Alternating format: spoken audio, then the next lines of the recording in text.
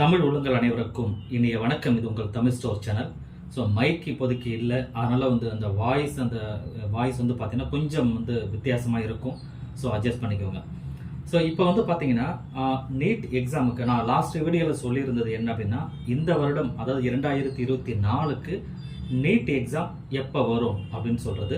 இந்த நீட் எக்ஸாமுக்காக நிறைய மாணவர்கள் ரொம்ப ஈகராக வெயிட் பண்ணிட்டு இருக்கீங்க, நிறைய ஃபோக்கஸாக படிச்சுட்டு இருப்பீங்க. ஸோ எல்லாருக்குமே தெரிஞ்ச விஷயம் என்னென்னா, போன வீடியோவில் அப்ளிகேஷன் போடும்பொழுது என்னென்ன டாக்குமெண்ட்ஸ்லாம் நமக்கு தேவை அப்படின்றத போன வீடியோவில் நான் சொல்லியிருக்கேன். ஸோ பார்க்காத மாணவர்கள் இருந்தீங்கன்னா தயவு செஞ்சு அந்த வீடியோ ஒரு தடவை பார்த்துக்குங்க. இரண்டாவது, அந்த வீடியோ பார்க்கும்பொழுது சொல்கிற டாக்குமெண்ட்ஸ் எல்லாம் ஒரு நோட்ஸில் நீங்கள் எழுதி வச்சுக்கோங்க. எல்லாமே எழுதி வச்சுட்டிங்கன்னா உங்கள் கையில் எதெல்லாம் இருக்குன்னு பார்த்து டிக் பண்ணிவிட்டு ஒரு செக்லிஸ்ட் மாதிரி வச்சுக்கிட்டிங்கன்னா ப்ராசஸ் பண்ணுறதுக்கு ஈஸியாக இருக்கும்.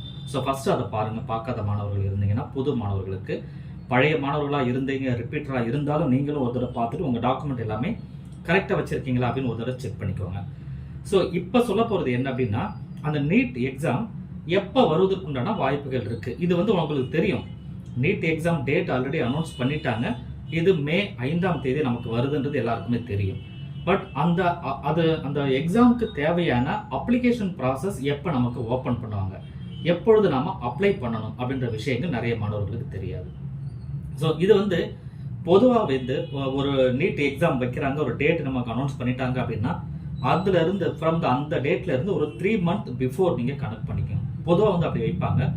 ஸோ இப்போ பார்த்தீங்கன்னா லாஸ்ட் இயர் நமக்கு கிட்டத்தட்ட எனக்கு தெரிந்து 7ஆம் தேதி, மே 7ஆம் தேதி நடந்ததா நினைக்கிறேன். ஸோ மே 7ஆம் தேதி நடந்ததுன்னா அது நமக்கு எப்போ அப்ளிகேஷன் ஓப்பன் ஆச்சுன்னு பார்த்தீங்கன்னா மார்ச்லேயே ஓப்பன் ஆயிடுச்சு. மார்ச்சில் ஓப்பன் ஆச்சு. மார்ச் அதாவது 7ஆம் தேதி 5ஆம் தேதி அந்த டைமில் மார்ச், ஏப்ரல், மே கரெக்டாக அந்த 3 மாதம் வரும். ஸோ அதே போல தான் இந்த வருடமும், இந்த வரப்போகிற 2024க்கும் பார்த்தீங்கன்னா மே 5ஆம் தேதி நமக்கு நீட்டுடைய எக்ஸாம் டேட் சொல்லியிருக்காங்க.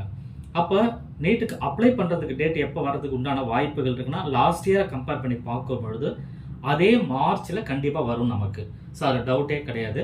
அந்த மார்ச் அப்படின்னு சொன்னீங்கன்னா பெரும்பாலும் மார்ச் ஃபர்ஸ்ட் வீக், முதல் வாரம் 1ஆம் தேதியிலேருந்து 7ஆம் தேதிக்குள்ள கம்பல்சரி பார்த்தீங்கன்னா உங்களுக்கு நீட்டோட அப்ளிகேஷன் ஓப்பன் ஆகிடும் உங்களுக்கு. ஸோ அப்ளிகேஷன் ஓப்பன் ஆனதுக்கு அப்புறமா தான் நீங்கள் இமிடியேட்டாக போய் அப்ளை பண்ணணும் அவசியம் இல்லை. நமக்கு டைம் டியூரேஷன் கொடுப்பாங்க. கிட்டத்தட்ட 1 monthக்கு டைம் டியூரேஷன் கொடுப்பாங்க. அந்த 1 month வரை வெயிட் பண்ணவும் தேவையில்லை. தேவையான டாக்குமெண்ட்ஸ் எல்லாமே உங்கள் கையில் தயாராக இருந்ததுன்னு சொன்னால் நீங்கள் பொறுமையாக நீங்கள் அதில் அப்ளை பண்ணிக்கோங்க. ஸோ அப்ளை பண்ணும்பொழுது தயவு செஞ்சு எந்த காரணமும் உங்களோட மொபைல் ஃபோனில் அப்ளை பண்ணக்கூடாது. ஒரு இன்டர்நெட் இருக்கிற ஒரு நெட் சென்டருக்கு போகலாம், அல்லது உங்கள் வீட்டிலே சிஸ்டம் இருந்ததுன்னா நீங்கள் டைரெக்டாக அப்ளை பண்ணலாம்.